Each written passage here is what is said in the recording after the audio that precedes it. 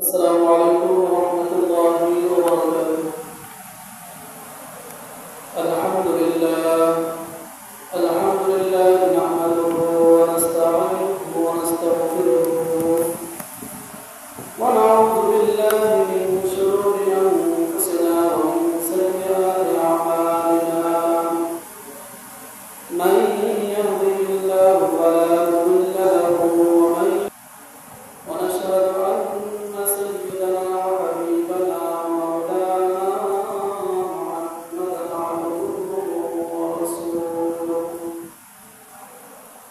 وقال الله تعالى: ولو أن أهل القرى آمنوا واتقوا لفتحنا عليهم بركات من السماوات والأرض. وقال الله تعالى: فمن اهتدى بنفسه ومن ضل فإنما يضل عليها. وقال النبي صلى الله عليه وسلم: حب الدنيا رأس كل خطيئة. وقال النبي صلى الله عليه وسلم: أحب البلاد إلى الله مساجدها وأبغض البلاد إلى الله أسواقها. সমস্ত প্রশংসা এবং তারিফ শুকরিয়া আদায় করছি সেই মহান আল্লাহ সুবহানাহু ওয়া তাআলার দরবারে, যে আল্লাহ তাআলা আমাদেরকে সুস্থ রেখে ভালো রেখে আল্লাহর মসজিদে আগে আসার বসার কথা বলা কথা শোনার জন্য বেকারিম আপনাকে আমাকে সুযোগ দান করলেন। সেই জন্য রব্বুল আলামিনের দরবারে আমরা শুকরিয়া আদায় করছি। সকলের জন্য শুরু করি আলহামদুলিল্লাহ। অসংখ্য অগণিত দরুদ বর্ষিত হোক আহমদ মুস্তাফা মুহাম্মদ মুস্তাফা সকলে বলি সাল্লাল্লাহু আলাইহি ওয়াসাল্লাম। সম্মানিত মুসলিম ইকরাম, আজকে আলোচ্য বিষয় গত জুমায় থেকে আলোচনা করতেছিলাম ইলম ও আলেমদের মর্যাদা। আলেমদের মর্যাদা বুঝতে হলে ইলম শিখতে হবে। এই জন্যই আল্লাহ সুবহানাহু ওয়া তাআলা ইলমে দ্বীন শিক্ষা করার আল্লাহ রাব্বুল আলামিন ফরজ করে দিয়েছেন এবং আল্লাহ রাব্বুল আলামিন আমাদেরকে যে দায়িত্ব দিয়েছেন,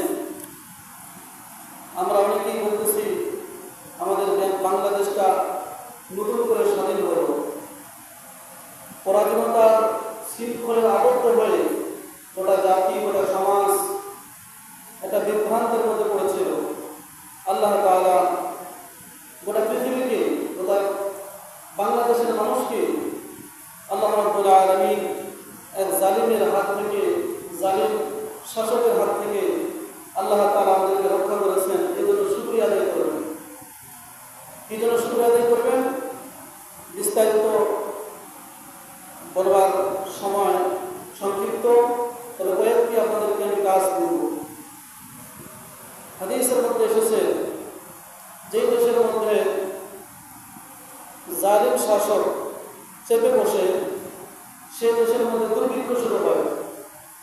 খুন, ঘুষ, দুর্নীতি, অত্যাচার, জেল, জুলুম, যত অন্যায় কাজ আছে এই অন্যায় কাজগুলো দিন দিন বাড়তে থাকে। সরকারিভাবে বলা হয় যে আমরা চেষ্টা করতেছি দুর্নীতি দমনের জন্য, পুলিশ দিয়ে, র্যাব দিয়ে, আনসার দিয়ে, মিডিয়া দিয়ে, সেনাবাহিনী দিয়ে, এবং যতগুলো টিম তারা তৈরি করেছে এই 15 বছর ধরে বোঝা গেছে, দেশের মানুষ বুঝতে পেরেছে যে তেনারা সন্ত্রাস নির্মূল করতে ব্যর্থ হয়েছে। তার মানে বোঝা গেল একমাত্র ইসলামিক আইন পারে সন্ত্রাস দমন করতে। মানুষের রচিত আইন ও কানুন দিয়ে কখনো সন্ত্রাস দমন করা যায় না। মানুষের আইন ও কানুন দিয়ে কখনো দুর্নীতি বন্ধ করা যাবে না। মানুষের আইন ও কানুন দিয়ে কখনো জেনা বন্ধ করা যাবে না। মানুষের আইন ও কানুন দিয়ে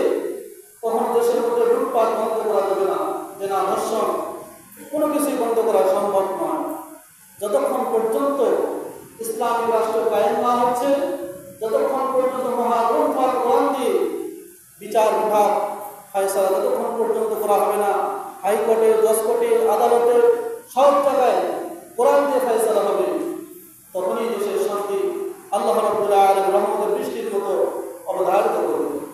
সেই কথা আল্লাহ রাব্বুল আলামিন কোরআনে কারীমের মধ্যে সূরা আরাফের 96 নম্বর আয়াতে আল্লাহ তাআলা বলেছেন, ওয়ালাউ আন্না আহলাল কুরা আমানু ওয়াত্তাকাউ লাফাতাহনা আলাইহিম বারাকাতিন মিনাস সামাই ওয়াল আরদ। আল্লাহ তাআলা বলেছেন, আর যদি জাতির লোকেরা ঈমান আনত এবং আমাকে ভয় করত, তবে আমি তাদের জন্য অবশ্যই আসমান ও জমিনের পর্বতের সমস্ত দরজা আমি আল্লাহ সুবহানাহু ওয়া তাআলা খুলে দিয়ে দেব। বলেন না সুবহানাল্লাহ। সম্মানিত উপস্থিতি, আল্লাহ রাব্বুল আলামিন যা কিছু বলেছেন কোরআনে কোনোটাই মিথ্যা নয়। যে ব্যক্তি মিথ্যা স্বীকার করবে সে কাফের হয়ে যাবে। চাই সে দেশের নেতা হোক, মন্ত্রী হোক, এমপি হোক, চেয়ারম্যান হোক, মেম্বার হোক, কোরআনের একটি অক্ষরকে অস্বীকার যে করবে সে সরাসরি কুফরি করবে, সে কাফের হয়ে গেল, সে ইসলাম থেকে বাতিল হয়ে গেল। দেশ থেকে যখন কুফর, শিরিক, বেদাত, দুর্নীতি, সুদ, ঘুষ, জেনা, ব্যভিচার, অন্যায়, অত্যাচার, জেল জুলুম, অন্যায়ভাবে হয়রানি, এই জিনিসগুলো যখন বন্ধ হয়ে যাবে, অটোমেটিকভাবে স্বাধীন বাংলাদেশে একটা স্বাধীনতার আভাস পাওয়া যাবে। পূর্ব পাকিস্তান যেভাবে তারা শাসন করেছিল, এরকমভাবে যুগে যুগে যত রাজা বাদশারা শাসন করেছিল, তাদের বিভিন্ন রকম নির্যাতন, নিপীড়ন মানুষ সহ করতে করতে এমন একটি পর্যায়ে চলে গিয়েছে, মানুষ দিশাহারা হয়ে গিয়েছে। আমাদের মধ্যে ফাটল দিয়েছে মুসলমানের যে বন্ধু, পরস্পর যে একজন বন্ধু, একজন মুসলমানের একজনকে ভাই, এই ভাই কথাটা আমরা ভুলে গিয়েছি। তারা এই জিনিসটা তৈরি করে দিল, কিছু নাম ভাই মুসলমান, তারাও আমাদের মতো ইসলামের কথা বলে, কোরআনের কথা বলে, আমরা মুসলমানের ঘরে সন্তান, সব কিছুই ঠিক আছে, কিন্তু কুফরি মতবাদে তার সারাটা জীবন জর্জরিত। সম্মানিত উপস্থিতি, এগুলো বিষয় যদি আপনার সোচ্চার না হন, আপনি যদি সোচ্চার না হই, আপনার আমার জিন্দেগির ঈমান, আমল, দোয়া, তাসবিহ, দান, খয়রাত, মসজিদ, মাদ্রাসা কোনোটাই আল্লাহর দরবারে কবুল হবে না। আমি গত জুমায় বলেছিলাম যে কিছু কিছু কুফরি আছে, যে কুফরিগুলো করলে নিজের স্ত্রী পর্যন্ত তালাক হয়ে যায়। কুফরি মতবাদের সাথে কখনো এক হওয়া যাবে না। যারা মনে করে যে ক্ষমতার উৎস হচ্ছে জনগণ, আমি দলগুলো কি করতেছি, বিএনপি বলে না, আওয়ামী লীগ বলে, ক্ষমতার উৎস জনগণ, এই কথাটা শিরক,